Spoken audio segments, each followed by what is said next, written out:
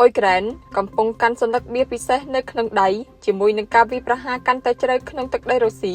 សេដ្ឋកិច្ចរុស្ស៊ីទំនងជៀសមិនរួចពីការក្រឡាប់អ៊ុយក្រែននៅពេលនេះកំពុងត្រូវបានគេមើលឃើញថាកំពុងពង្រីកសមត្ថភាពដ៏ខ្លាំងក្លាក្នុងការប្រយុទ្ធទប់ទល់នឹងការវាយប្រហារជាបន្តបន្ទាប់ពីកងកម្លាំងរុស្ស៊ីរយៈពេល7ឆ្នាំបានកន្លងផុតទៅហើយចាប់តាំងពីប្រតិបត្តិការរបស់កងកម្លាំងការពារជាតិអ៊ុយក្រែននៅតំបន់កើបានចាប់ផ្ដើមស្ថានភាពរបស់អ៊ុយក្រែនបានផ្លាស់ប្ដូរយ៉ាងខ្លាំងក្នុងអំឡុងពេលនេះនៅខែសីហាឆ្នាំ2024កងកម្លាំងអ៊ុយក្រែនបានបើកការវាយប្រហារឆ្លងព្រំដែនចូលទៅក្នុងតំបន់កើរបស់រុស្ស៊ីអាចកាន់កាប់ទឹកដីមួយផ្នែកនៅទីនោះទោះជាយ៉ាងណានៅដើមឆ្នាំ2025កងទ័ពរុស្ស៊ីបានបង្កើនការវាយបកនិងអាចដណ្ដើមយកតំបន់ភាគច្រើនដែលអ៊ុយក្រែនធ្លាប់កាន់កាប់វិញនៅខែមីនានិងខែមេសាឆ្នាំ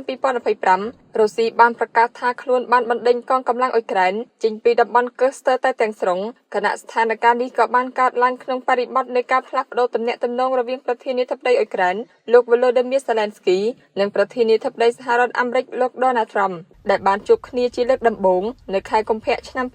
2025ជំនួបគ្នានោះបានបញ្ចប់ទៅដោយភាពតានតឹងរវាងប្រធានាធិបតីទាំងពីរបច្ចុប្បន្នខណៈដែលទីក្រុងគៀវកំពុងរងចាំដំណើរទស្សនកិច្ចរបស់ក្រុមអ្នកចរចាអាមេរិកអ៊ុយក្រែនហាក់ដូចជាស្ថិតនៅក្នុងស្ថានភាពរឹងមាំជាងមុនទោះបីជាសារព័ត៌មាននេះចាត់ទុកឱកាសសម្រាប់សន្តិភាពក្នុងពេលដ៏ខ្លីខាងមុខថាមានកម្រិតទាបបំផុតក៏ដោយក៏សមិទ្ធផលរបស់កងកម្លាំងការពារជាតិរបស់អ៊ុយក្រែនក្នុងការវាយប្រហាររយៈចម្ងាយឆ្ងាយបានផ្ដល់មូលដ្ឋានសម្រាប់ក្តីសង្ឃឹមថាលោក Trump អាចគាំទ្រការបង្កើនសម្ពាធរបស់អ៊ុយក្រែនលើរុស្ស៊ី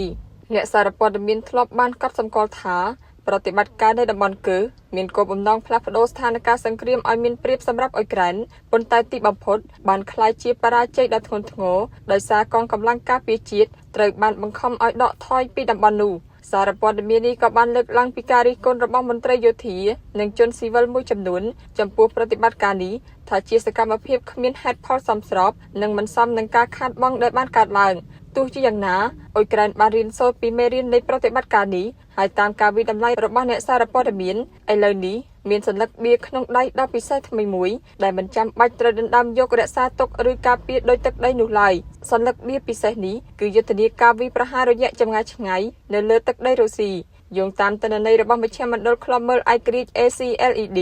នៅក្នុងខែកក្កដាកងកម្លាំងការពារជាតិអ៊ុយក្រែនបានធ្វើការវាយប្រហារទៅលើប្រទេសរុស្ស៊ីច្រើនជាង3ដងបើប្រៀបធៀបនឹងខែមករា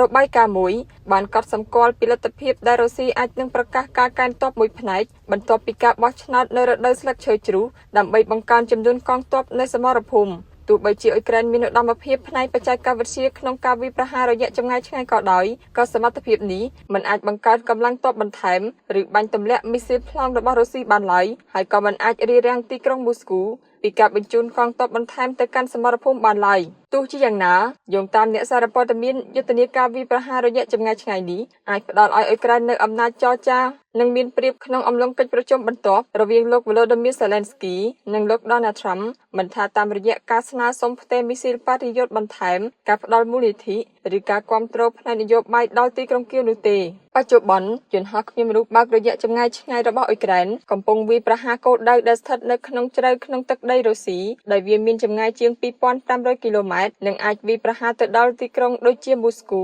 និង Saint Petersburg ព្រមទាំងតំបន់ឆ្លងកាត់ជួរភ្នំយូរ៉ាល់រហូតដល់តំបន់ស៊ីបេរីគោលដៅទាំងនោះរួមមានរោងចក្រចម្រាញ់ប្រេងនិងរោងចក្រផលិតកម្មព្រមទាំងឃ្លាំងស្តុកទំនិញដែលមានសារៈសំខាន់ចំពោះសមត្ថភាពសង្គ្រាមរបស់រុស្ស៊ីទោះបីការប្រើប្រាស់យន្តហោះគ្មានមនុស្សបើករយៈចម្ងាយឆ្ងាយមិនមែនជារឿងថ្មីក្នុងសង្គ្រាមនេះក៏ដោយប៉ុន្តែទំហំនិងភាពញឹកញាប់នៃការប្រើប្រាស់របស់វាបានកើនឡើងយ៉ាងខ្លាំងបច្ចុប្បន្នអ៊ុយក្រែនអាចផលិតយន្តហោះគ្មានមនុស្សបើកសម្រាប់វាយប្រហារតែមួយផ្លូវរាប់រយគ្រឿងដោយខ្លួនឯងដែលជួយឲ្យទីក្រុងគៀវកាត់បន្ថយការពឹងផ្អែកលើការអនុញ្ញាតឬការរឹតបន្តឹងពីដៃគូលោកខាងលិចដែលកាលពីមុនធ្លាប់កំណត់សមត្ថភាពរបស់ខ្លួនក្នុងការវាយប្រហារជ្រៅទៅក្នុងទឹកដីរុស្ស៊ីនៅពេលអ៊ុយក្រែនចាប់ផ្ដើមបង្កើនការវាយប្រហាររយៈចម្ងាយឆ្ងាយបែបនេះនៅក្នុងខែមីនាសម្ព័ន្ធមិត្តលោកខាងលិចមួយចំនួនបានអំពាវនាវឲ្យទីក្រុងគៀវមានការអត់ធ្មត់ចំនួនរវាងសហរដ្ឋអាមេរិកអ៊ីស្រាអែលនិងអ៊ីរ៉ង់បានបង្កការរំខានដល់ទីផ្សារថាមពលសកលរួចទៅហើយ គណៈការវិប្រហារកាន់តែខ្លាំងឡើងរបស់អ៊ុយក្រែនទៅលើហេដ្ឋារចនាសម្ព័ន្ធថាមពលរបស់រុស្ស៊ី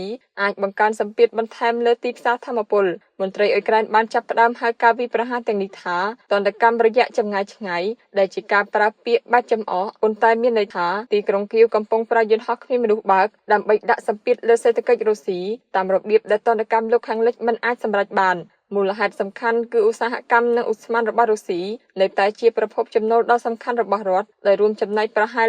1/5 នៃចំណូលថវិកាសហព័ន្ធទោះយ៉ាងណាថ្មីនេះយុទ្ធនាការវិប្រហាររយៈចម្ងាយឆ្ងាយរបស់អ៊ុយក្រែនបានពង្រីកគោលដៅរបស់ខ្លួនហួសពីហេដ្ឋារចនាសម្ព័ន្ធពាក់ព័ន្ធនឹងប្រេងនិងឧស្ម័នក្នុងចំណោមគោលដៅទាំងនោះមានក្រុមហ៊ុន Wildberries ដែលជាក្រុមហ៊ុនលក់រាយតាមអ៊ីនធឺណិតដ៏ធំមួយរបស់រុស្ស៊ីអ៊ុយក្រែនអះអាងថាវេទិកាលក់ទំនិញរបស់ក្រុមហ៊ុននេះត្រូវបានប្រើប្រាស់សម្រាប់ការជួញដូរទំនិញដែលអាចប្រើប្រាស់បានទាំងក្នុងវិស័យស៊ីវិលនិងយោធាដោយបានលើកឡើងពីការដាក់លក់អាវក្រោះការពារខ្លួនមួកសុវត្ថិភាពយោធាគ្រឿងបន្លាស់យន្តហោះគ្មានមនុស្សបើកនិងខ្សែ Fiber Optic ដែលប្រើសម្រាប់យន្តហោះគ្មានមនុស្សបើកអ៊ុយក្រែនអះអាងថាសម្ភារៈមួយចំនួនទាំងនេះត្រូវបានប្រើប្រាស់ក្នុងប្រតិបត្តិការយោធាដើម្បីការពារសុវត្ថិភាពរបស់ទាហាននិងជនស៊ីវិលអ៊ុយក្រែនលោក Mikhailo Podolyak ទីប្រឹក្សារបស់ប្រធានាធិបតីអ៊ុយក្រែនបានអះអាងថា 30% នៃទំនិញដែលមានលក្ខណៈប្រើប្រាស់បានទាំងក្នុងវិស័យស៊ីវិលនិងយោធាឬទំនិញយោធាត្រូវបានទិញនិងលក់ដោយក្រសួងការពារជាតិរុស្ស៊ីតាមរយៈវេទិកាលក់របស់ក្រុមហ៊ុន Wildberries មកទល់ពេលនេះរុស្ស៊ីបានបាត់បង់កងទ័ពប្រមាណ 1,465,810 នាក់នៅក្នុងប្រទេសអ៊ុយក្រែនចាប់តាំងពីការចាប់ផ្ដើមនៃការឈ្លានពានទ្រង់ទ្រាយធំកាលពីថ្ងៃទី 24 ខែកុម្ភៈឆ្នាំ 2022 នេះបើយោងតាមទិន្នន័យរបស់អគ្គសេនាធិការដ្ឋានកងកម្លាំងប្រដាប់អាវុធអ៊ុយក្រែនដែលបានចេញផ្សាយនៅថ្ងៃទី 14 ខែសីហាតួលេខនេះរួមបញ្ចូលទាំងកងកម្លាំងរុស្ស៊ីចំនួន 1,370 នាក់ដែលអ៊ុយក្រែនអះអាងថាបានស្លាប់ឬរងរបួសក្នុងរយៈពេល 24 ម៉ោងកន្លងមកតាមរបាយការណ៍ដដែលរុស្ស៊ីក៏បានបាត់បង់រថក្រោះចំនួន 12,269 គ្រឿងរថពាសដែកចំនួន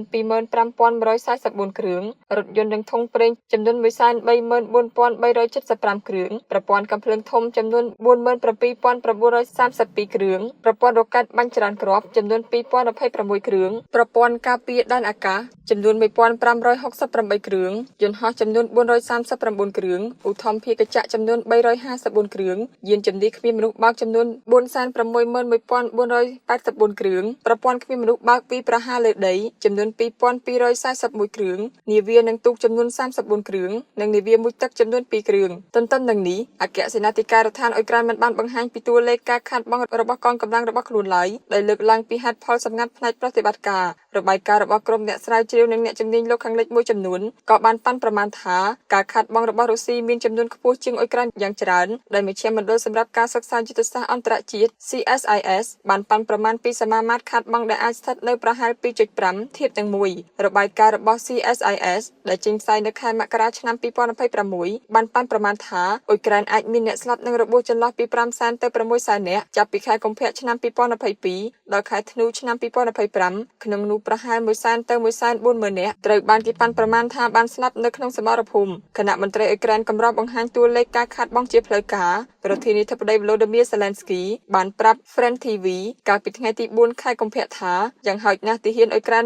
55,000 នាក់ត្រូវបានសម្លាប់នៅក្នុងសមរភូមិចាប់តាំងពីការចាប់ផ្ដើមសង្គ្រាមទ្រង់ទ្រាយធំហើយនៅមានទាហានជាច្រើនអ្នកទៀតដែលបាត់ខ្លួននៅក្នុងសមរភូមិការប្រើប្រាស់យន្តហោះគ្មានមនុស្សបើករបស់រុស្ស៊ីនិងការប្រយុទ្ធគ្នាដ៏ខ្លាំងក្លាក៏បានធ្វើឲ្យអ៊ុយក្រែនជួបការលំបាកយ៉ាងខ្លាំងក្នុងការប្រមូលនិងយកសាកសពទាហានដែលបានស្លាប់ចេញពីសមរភូមិដើម្បីធ្វើការកំណត់អត្តសញ្ញាណតាមរយៈការធ្វើតេស្ត DNA